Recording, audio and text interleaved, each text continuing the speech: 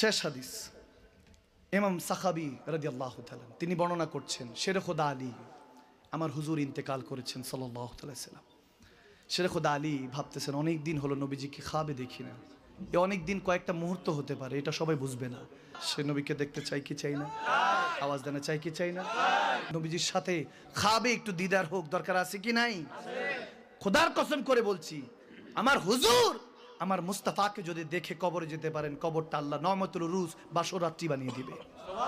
আরো জোরে গভীর খেয়াল, শেরে খোদা আলীর কথা হচ্ছে কারামাল্লাহু ওয়াজহুল করিম, যাকে স্বয়ং মুস্তাফা নিজের কাঁধের মধ্যে উঠিয়েছে। আরো জোরে পড়ুন না সুবহানাল্লাহ।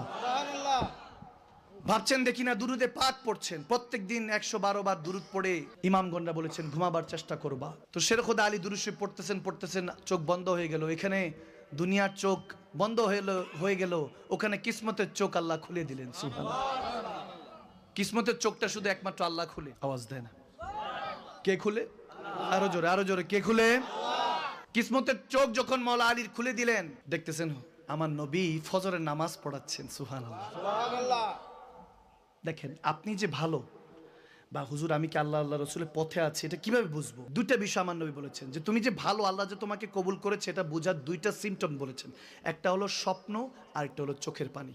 বুঝার চেষ্টা করুন, খেয়াল রাখুন, মনোযোগ এদিক সেদিক কেন থাকবে? আমার নবীর কথা হচ্ছে, মনোযোগ আমার নবীর পিছনে, নবীজির পিছনে ইক্তেদা করেন, ঠিক কি না? উম্মত নবীর পিছনে থাকবে সব সময়। যখন নবীজি নামাজ পড়ছেন, শেরে খোদা আলী দেখছেন ফজর নামাজ আদায় করছেন, নবীজির নামাজ আদায় করছেন, সূরা তেলাওয়াত করলেন একটা, আহা সুবহানাল্লাহ।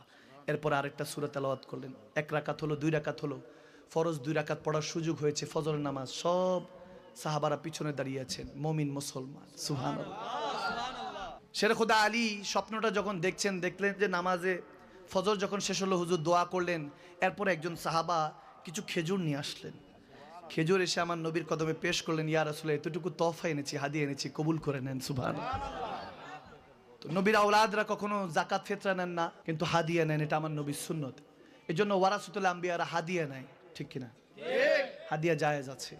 তো হাদিয়া নিলেন, নবীজি মুছলেন, একটা খেজুর নিলেন, মুছলেন, প্রথম খেলেন, এরপরে আবার আরেকটা খেজুর নিলেন, মুছলেন, দ্বিতীয়টা আরেকজন সাহাবাকে দিলেন, দিতে 16 নম্বরে হযরত শেরে খোদা আলীকে দিলেন, 17 নম্বরে হযরত ওমরকে, তারপরে 18 নম্বরে আবু বকর সিদ্দিক, এভাবে সিরিয়ালে দিচ্ছেন। দেওয়া শেষ হলো, এখন নবীজির কাছে তো আর চাওয়া যায় না, শেরে খোদা আলী দাঁড়িয়ে আছেন, খাচ্ছেন।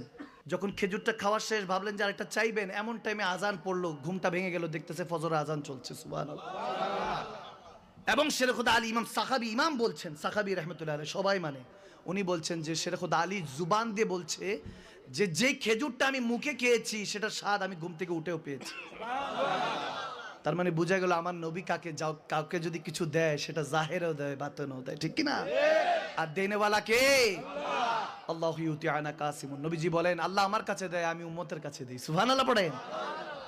ওযু করলেন, নামাজের ফজরের জন্য চলে গেলেন, দেখতেছেন আমিরুল মুমিনিন হযরত ওমর ইবনুল খাত্তাব নামাজে ফজর আদায় করছে। সুবহানাল্লাহ। পিছনে দাঁড়িয়ে গেলেন, গভীর খেয়াল, ওমর নামাজ পড়াচ্ছেন, শেরে খোদা আলী খেয়াল করলেন সূরা ফাতিহা তেলাওয়াত শেষ, যে সূরাটা নবীজি দেখেছেন নবীজি শুরু করেছেন, সেই একই সূরা দিয়ে হযরত ওমরও শুরু করেছে। চিন্তা করলেন মনে কাকতালীয়ভাবে মিলে গিয়েছে। পরের রাকাতে যখন আবার সূরা ফাতিহা তেলাওয়াত শুরু হলো, তেলাওয়াত হচ্ছে, দেখে যে নবীজি দ্বিতীয় রাকাতে যেই সূরাটা পড়েছেন হযরত ওমর সেটাই পড়ছেন। বলে আল্লাহু আকবার। সালামটা ফিরাতে দেরি না, একজন সাহাবা রাসূল এসে হযরত আমিরুল মুমিনিন ওমরের কাছে কিছু খেজুর পেশ করলেন। সুবহানাল্লাহ। বলে হুজুর আপনার জন্য এনেছি। তিনি নিলেন, হযরত ওমর প্রথমটা নিলেন, মুছলেন, খেলেন, এরপর দ্বিতীয়টা নিলেন, মুছলেন, দিলেন, এভাবে দিতে দিতে 16 নম্বরে শেরে খোদা আলীর হাতে দিলেন। হায় হায় হায় হায়, সুবহানাল্লাহ। তো আজ থেকে আরো জোরে পড়েন না। শেরে খোদা আলী বলেন নবীজির কাছে চাইতে পারিনি, এখন তো জাহের, এখন তো চাওয়ার সুযোগ আছে। ভাই তো আমার, ইয়ার তো দোস্তানা, যখন পেয়ার মহব্বত এরকম রিলেশন, চায়ে বসলেন, ইয়া আমিরুল মুমিনিন ওমর ইবনুল খাত্তাব, ভাইজান আরেকটা দেন না, আরেকটা দেন না। মজা তো সেমটাই মনে হইতেছে। সুবহানাল্লাহ বলেন না, আরেকটা দেন না। যখন চাইলেন হযরত ওমর ইবনুল খাত্তাব খেজুরটা নিলেন, মুছলেন, আস্তে করে আরেক সাহাবীর হাতে দিয়ে দেন। মাওলা আলী দেখতেছেন কি ব্যাপার, আমারে দিল না কেন, দেখতেছেন এখনো নাজার কিন্তু সর হয়নি। যখন আরেকজন সাহাবার কাছে দিলেন হযরত ওমর, এভাবে দিতে দিতে মাওলা আলীর দিকে তাকালেন। সুবহানাল্লাহ। মানে দিতে দিতে মাওলা আলীর দিকে তাকিয়ে বলতেছে হুজুর দেয় নাই, আমি দিব কেন? সুবহানাল্লাহ। এখনো বুঝেন নাই? আরেকটু বলুন না, একটু উচ্চ আওয়াজে বলুন না সুবহানাল্লাহ। কথা বোঝা যাচ্ছে, কথা বোঝা যাচ্ছে। ইশকের কথা হচ্ছে লাস্ট কথা, লাস্ট হাদিস, মহব্বতের কথা। এই মহব্বতগুলি প্রবেশ অন্তরের মধ্যে, ইমানের মধ্যে যদি চলে আসে, সেজদা দিতে দেরি হবে না, রব্বে কারীম কবুল করতে দেরি হবে না, ঠিক কি না?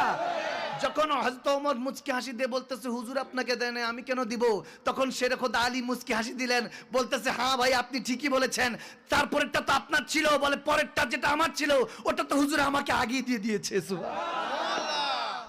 আল্লাহু আকবার, আল্লাহ। সে নবীর ভালোবাসা, সে নবীর দিদার। মুমিন তামান্না রাখবেন, ব্যাংক ব্যালেন্স এগুলো কিচ্ছু নিয়ে যেতে পারবেন না। আশা করবেন আল্লাহ যখন পাঠিয়েছো শুধু তোমার হাবিবকে চাই, আর তোমার কাছে কিছু চাওয়ার